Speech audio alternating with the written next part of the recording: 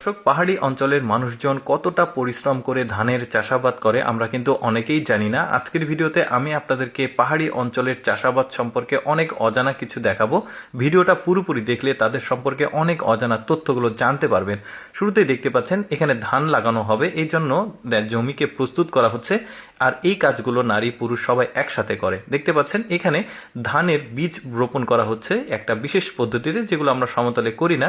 তারপরে ধানের বীজগুলো যখন চারা হয়ে যায় ঠিক এইভাবে স্কোয়ার স্কোয়ার করে তারা এটাকে তোলে।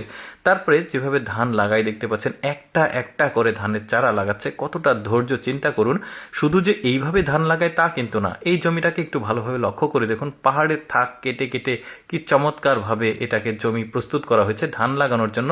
এই মেয়েটা দেখতে পাচ্ছেন সমতলের মতো করে ধান লাগাচ্ছে, আমরা যেভাবে সমতলে ধান লাগাই ঠিক ওইভাবে। তারপরে ধানের গোড়া যখন জমিতে লেগে যায় দেখুন কতটা চমৎকার প্রাকৃতিক দৃশ্য লাগে এখানে দেখতে।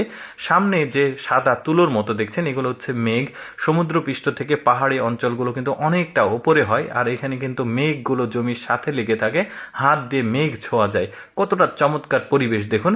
এরপরে ধানগুলো কিন্তু ধীরে ধীরে বড় হচ্ছে, ধানের গাছগুলো খুব চমৎকারভাবে। সব জমিতে যে পানি পায় তা কিন্তু না, চাষাবাদের জন্য কিছু কিছু পাহাড়ি ঢালু জমি থাকে, যেমন এখন যেটা দেখছেন এখানে বৃষ্টির পানির জন্য তাদেরকে নির্ভর করতে হয়।